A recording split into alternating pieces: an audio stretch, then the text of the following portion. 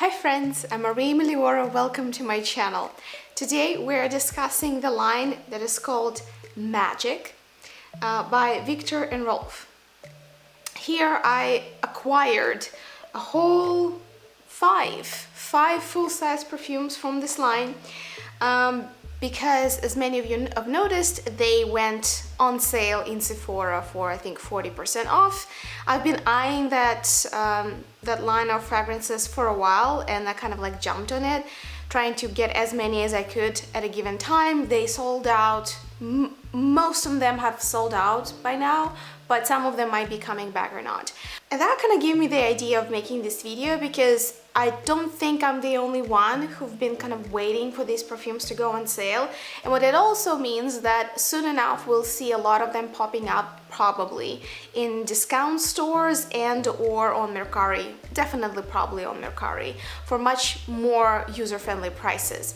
So I just wanted to give you a quick rundown of my experience with these perfumes, what I think of the concept, of the packaging, of the quality of the make, and of the fragrances themselves. So the overall positioning of the Magic line by Viktor Rolf is more toward kind of like boutique selection line.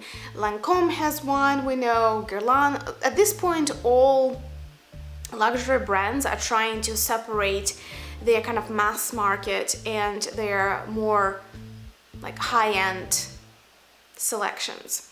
So this is what Viktor Rolf designated as its more like a boutique line that is all themed after a bit ethereal, kind of like a bit of like whimsical, fresh, contemporary kind of.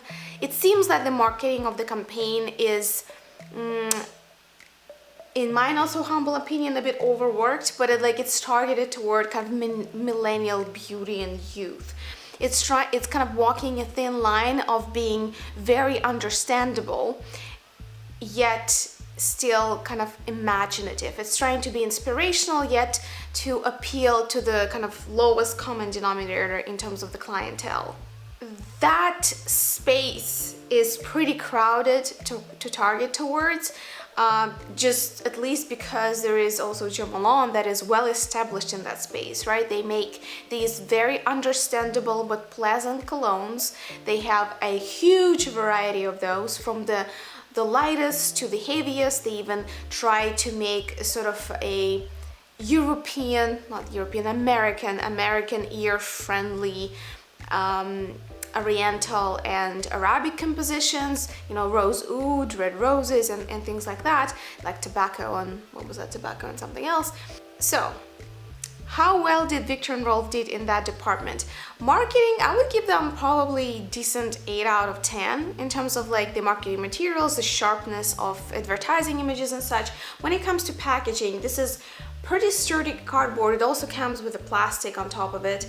I would say the outer packaging is really, really good, and it does look like it justifies the price. So there is a plastic seal, there is a white kind of pearly white cardboard here. So you open them like a book and you get a illustration inside that kind of like creates this quirky kind of like indie styled illustration for each fragrance. It has basically a foam where the fragrance bottle is nested. So the first one that I have here for you is Invisible Oud. I couldn't probably start from a more appropriate fragrance because it kind of solidifies what they were trying to do, it seems to me. So Invisible Oud is a fragrance that has oud in its name, so supposedly it appeals to people who at least know what it is, right? It's already like a certain level of awareness when it comes to fragrances. Yet, since it's sold in every Sephora and many department stores, oud is not the easiest note to sell to people who are more used to La Vie Belle, Britney Spears, Bath & Body Works, and Victoria's Secret perfumes. I'm not saying that it's in any way not note that is not for everyone or in any way kind of gendered, but just empirically, usually there are not that many people who fall in love with oud from the first whiff if they don't have kind of like the cultural background that already positioned them to like oody and like deeper kind of smoky type of accords. Invisible Oud tries to have oud and not to have oud at all. So to me, it's mostly a bit of kind of zesty, citrusy, woody scent where oud kind of hides behind the woody notes. So Viktor Rolf says that it's a bewitching oriental scent for women or men cloaked in the singular allure of oud. The notes are precious oud, white musk, pink pepper notes, sweet benzoin, vanilla, and myrrh. Surprisingly, the whole line was launched in 2018, even though I only heard of it in 2020. I actually haven't really heard much about it before the new year. Nevertheless, they already have been on the shelves apparently for fair 2 years. And when it comes to the oud, I feel like, yeah, it definitely delivers on the name. This is the oud that you can barely notice, and it's kind of an echo of wood, but the overall composition is a bit flat and artificial to me. It doesn't really develop. It doesn't, like, I would expect an oud fragrance, even if it's invisible oud, to be maybe softer or more powdery or more creamy, but I definitely expect a dimension. Yet this is one of the flattest, simplest oud fragrances that I smelled. It almost kind of makes me think of like if somebody made like a laundry detergent that was called oud. In many ways, I don't think that it does a good job introducing someone to oud as an accord, because I wouldn't really fall in love with oud after this, and even more so, I probably wouldn't even get the right impression of how oud can portray itself in a fragrance if I had this. So for me, it was a definite flop. However, one good thing that goes for this fragrance is definitely the outer packaging overall, and that it's true to its name. The next fragrance that I was desperate to put my hands on was Lavender Illusion. I consider myself if not a connoisseur, but like a passionate enthusiast of lavender in perfumes.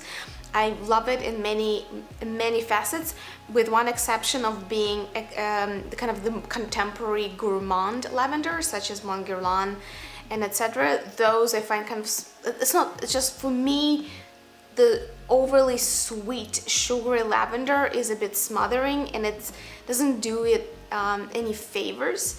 So I mostly prefer aromatic fougere lavenders, fresher, kind of minty, refreshing lavenders. So all kinds of lavenders, maybe except with really sweet ones.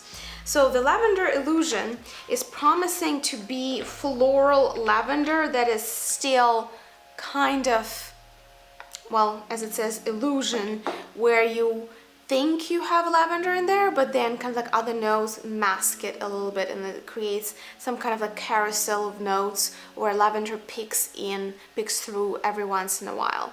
A few words that I wanted to say about the packaging of the bottles.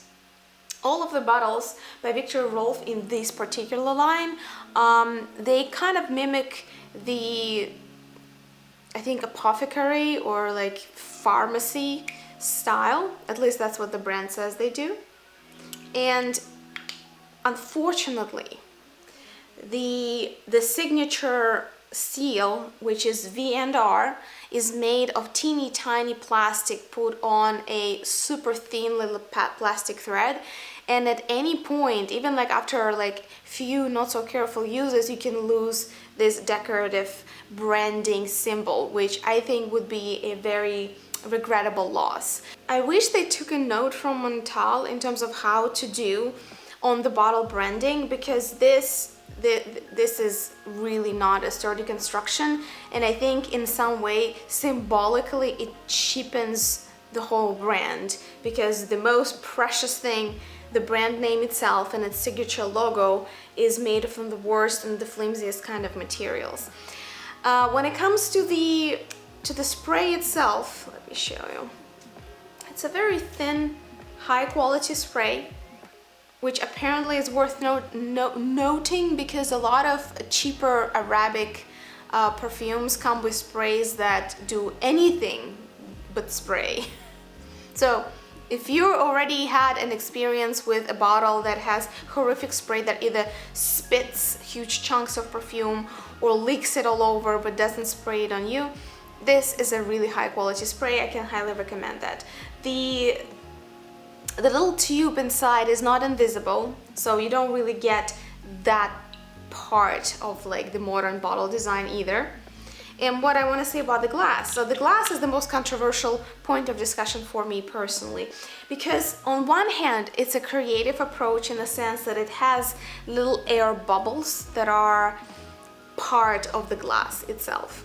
However, if you ever were curious about the quality of the glass make and why like this particular glass is more expensive than that glass, usually in like, you know, Lalique crystal glass and like Baccarat type of glass, it's all about the level of impurities. And air bubbles from the dawn of history of glass making were considered to be impurities and the sign of kind of low quality make.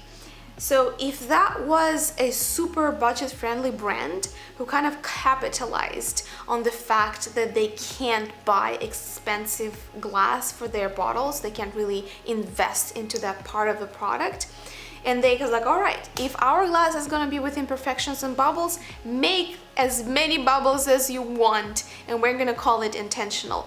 I would call it genius if, you know, the bottles cost, I don't know, $20, $30. But here we have a premium product that, at least according to its original release, was supposed to cost like $200. When it landed in Sephora, I think at that point it was $165 or something like that, and when I bought them on sale they were $77, still far from cheap. These are very high up there niche prices. And the whole bottle, if you look at it, the glass is very wobbly. The edges are also wobbly. And they're kind of melting away. So you know that kind of quality of the make. Well, for example, Chanel bottles. Look at the edges there. Every edge is just like drawn with a ruler. You see no seams. You don't see kind of melting edges. They're all very sharp, but still pleasant to touch, and they're very, very straight. And the whole glass has absolutely no undulations or any kind of defects. This is the opposite of that, like the complete opposite of that. And I find this to be a little bit offensive and kind of like cheating, you know? Because they're trying to say like, oh, it's intentional as part of design. Yeah, but like, if you really wanted to make high quality glass with bubbles, the appearance of the bottle outside after you polished it and whatever processes you need to apply, it should have been super duper straight with very clean straight edges, and that's not the case. So they really saved a lot of money on the bottle make, but yet when you look at the price sticker, like that kind of like truly baffles me. So that said, Lavender Illusion is signed by perfumer Amandine Marie. The fragrance is composed of notes of lemon, caviar, which is finger lime, lavender, blackcurrant, musk, and pine. I was truly surprised when I read the notes, because all I smelled here was kind of floral lemonade with some kind of lavender essence. Again, the perfume doesn't have depth. It doesn't really open or have any life throughout space or time. And I really expected something a little bit more sophisticated and nuanced when it comes to Lavender Illusion. Yet you get these very apparent, very, very in your face. I don't know why I feel floral notes. There's not much There are no other flowers here rather than lavender itself, but maybe it's black currant mixed with lemon caviar, but these kind of like sour berry type of tartness with very flat heart and not very noticeable base. I don't really find much of pine here either. When it comes to the dry down, it's just very disappointing. To me, this is not a kind of lavender. Even though I like lavender in many its facets, this is not the fragrance that I would really want to wear, neither for the other notes nor for the lavender itself. Next one I liked from the blotter the most out of all of the fragrances that I sampled was Salty Flower. So here we have essentially frangipani with salts. And I kind of really like the illustration here as well. All of the illustrations are super cute. Salty Flower by perfumer Marie Salamain dealt with the theme of frangipani flowers sprinkled with crystal of sea salt, and thus painted the pictures of exotic landscapes and escape from reality. On the blotter, I got a really nice balance between the sweetness and creaminess of tiare and frangipani flower and the kind of the salty notes that were added there. And I thought that would be a perfect sweet fragrance for the summer. It's really kind of makes you think of a Hawaiian vacation, of any kind of tropical vacation. And I thought, this is it. If I want to buy anything with frangipani, that probably will be that. So what I got on my skin, however, was extremely smothering sweetness. The salt barely shows at all throughout the perfume. And again, what was the most disappointing to me is the lack of development in the way that the fragrance lives on the skin. It just starts as very loud, sweet, a bit tuberosy. Even though I have horrible headaches from tuberose, in this particular case I didn't really have any headaches. I just felt a little bit nauseated by it. But to me it was not the sweetness itself that was the most annoying. It was like some heavy presence that was a little bit kind of haunting me around. Like, it was not the kind of smell that I ended up enjoying around myself, but rather the one I tried to escape. What was the most disappointing that the salty notes didn't really show much on my skin or on my clothes. So somehow, maybe it was the magic of that day when I was testing it on the blotter in Sephora. I don't know what that was, but I never got that magical, balanced juxtaposition of sea salt and sweet, creamy frangipani, even though the idea is really appealing to me.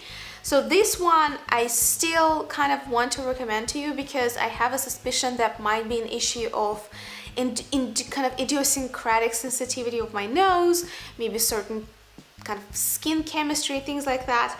Out of 5, and I also tried Dancing Roses, which are bestsellers, at least in Russia right now, because this is a very believable smell of spicy rose on the background with forefront of kind of sweet cocktail cherries. If you love the smell of sweet cocktail cherries, Dancing Roses, probably there's no other perfume that delivers it just so. However, it's just not my cup of tea, so I didn't really buy Dancing Roses. So after Dancing Roses, Salty Flower was my top favorite when I was testing it in the store. Unfortunately, the store turned a little bit less impressive when I actually bought the perfume. However, I still stand by my initial impression that this could, depending on your skin and sensitivity of your nose towards certain components, this could be a major summer hit. The fourth perfume that I'm going to show you today is called Liquid Diamonds. This is basically the Anglo-Saxon / American perfume, because it claims to be a quintessential clean perfume. The word clean as a flattering toward a fragrance, to my knowledge, almost exclusively exists in the United States. There, like, perfume can be called clean in many other countries, but there's no other country than the United States considers to be almost the top, one of the top compliments that a perfume can get, that it smells clean. And here we have a very serious contender for the crown of the cleanest of them all, liquid diamonds. So let's see. Basically, the illustration says it all. It's just all crystal, crystal, crystal, crystal. Everything has to be luminous, sparkling, clean, light. Funny thing about the clean fragrances is that can mean almost anything in terms of the actual composition of notes. It depends on what you consider to be clean. Some people consider white flowers to be clean, including jasmine, that I consider to be an extremely sweet scent. Some people think that ozonic fragrances or salty fragrances are clean and fresh. Some people consider lily of the valley as a fresh scent. Some people consider to be powdery scents or iris scents as clean, and some people consider to be white musks, so musky scents as clean, which, you know, animalic notes are not very commonly referred to as clean, yet all kinds of notes can be by one person or another considered to be clean. So the way that Viktor and Rolf perceived clean was through white musks. Liquid Diamonds is said to be a clean, floral, musky fragrance that contains pink pepper, peony, Bulgarian rose, jasmine, ylang ylang, patchouli, and musk, created by Dora Bakarish.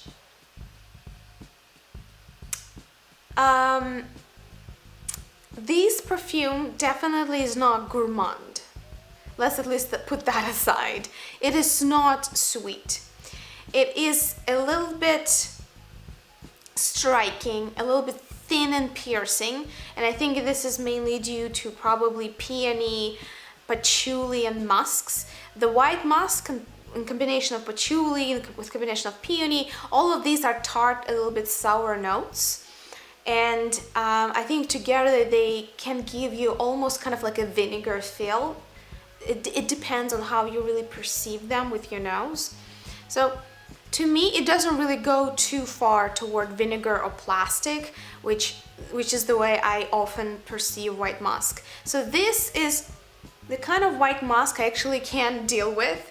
However, the Bulgarian nose also has a side of it that's kind of like oily sour, when it turns a little bit sour, and the whole fragrance profile of Liquid Diamonds to me is right there on the border of becoming a little bit acidic, a little bit sour. Is it a clean fragrance? Could I consider it clean? I wouldn't call these clean, to be honest. I would call these light, ephemeral, or bright floral. I don't feel much of spice in here. I don't really feel the white pepper. It's not really that rosy. I think it's only like there are hints of Bulgarian rose. But overall, I feel like it's along with very refreshing florals. I wouldn't call this piercing in terms of like how narrow it is, but it is somewhat sharp. I would compare it, if I had to find a sound like it, I would say it's probably second violin, something like that. A bit soapy, as expected from clean, and I think that's what potentially jasmine and ylang ylang give. But overall, again, to me it lacks depth. If I want some kind of sharp, fresh floral, I would want it to be almost bubbly. I would want it to have a little bit of almost bitterness that is typical for carbonated drinks, you know what I mean? But this is just flat. It's just, to me, it doesn't quite flow. It doesn't quite fly. It kind of just stays as a very brassy note. It just stays on that note and quietly dies down eventually. I wish that it had a little bit more flirtation maybe in the top notes, or maybe some interesting surprise in the base notes. I didn't get either. However, as the concept is like the most American perfume in the whole line. If you're curious about how Viktor and Rolf are trying to describe the most precious types of fragrances to the American audience, at least for historical reasons, the clean in the fragrance, Liquid Diamonds is for you. And the last fragrance that I decided to buy for myself with full intention of keeping was Sparkling Secret. I kind of threw in Sparkling Secret just like for the company of it. I wasn't expecting much from it, but just as I think this review goes, everything is not what I expected it to be. And the Sparkling Secret, I'll tell you like straight before I even describe the fragrance, is the only one out of all of them that I tried so far that I'm tempted to keep, even for the price of, you know, a very decent niche perfume. Sparkling Secret is a fresh citrusy perfume with notes of sweet lime and grapefruit, ginger, orange blossom, blonde woods, I wonder what that means, warm bourbon vanilla, and amber. What really pleasantly surprised me about the Sparkling Secret is that the combination of lime, ginger, and the lemon flower does not transition, well, I guess, and grapefruit as well, does not go straight into the kind of synthetic lemonade note here. What I particularly like about the opening of Sparkling Secret is that all of these citrusy notes of grapefruit, lime, lemon flower,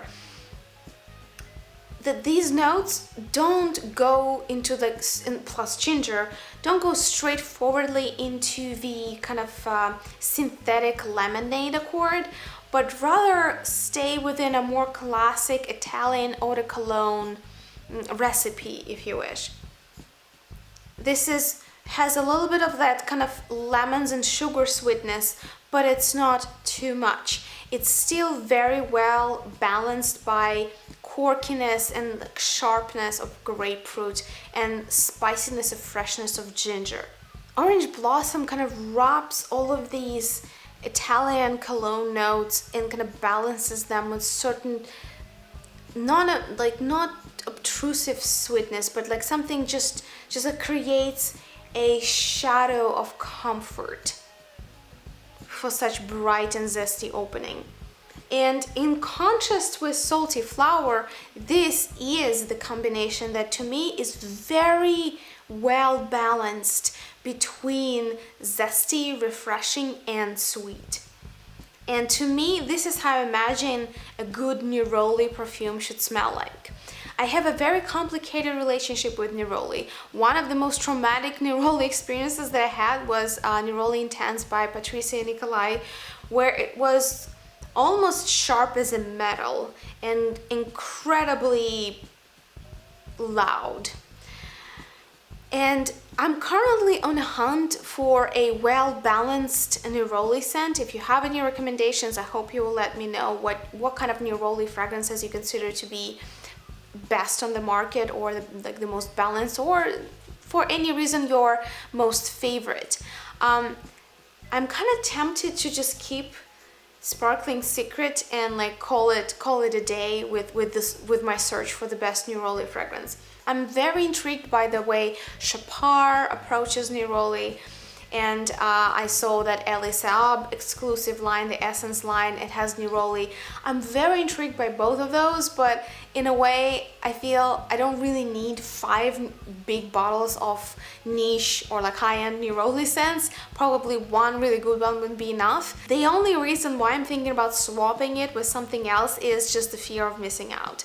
like, you know, like if I get this, and I already told you that I'm not of the highest opinion of the way this was packaged and the quality of the glass and the depth of the blends and like the sort of the lack of dimensionality that I mentioned before. So all of these kind of don't really make this a very prized possession to me at this point, once I actually had time to live with these fragrances, to test them, to hold them in my hand. Not something that I'm very excited about exploring any further. But, you know, like, just to be fair, I do really adore Sparkling Secret because this is the sweet eau de cologne / neroli kind of scent that I've been looking for lately. So for a very subjective reason, it just became a really good fit for me. Also, Dancing Roses is objectively a really good perfume when it comes to sweet cherries.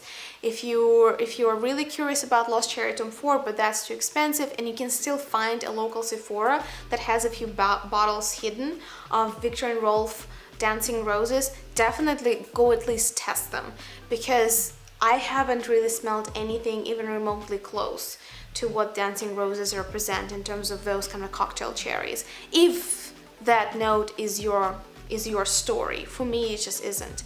But I have to give my respects to the fact that the Dancing Roses by Viktor Rolf is very unique scent, the scent that many people would find to be extraordinary yummy. Salty Flower, love the idea. Don't quite enjoy the way that it was balanced and blended together. With all the other ones, again, great idea.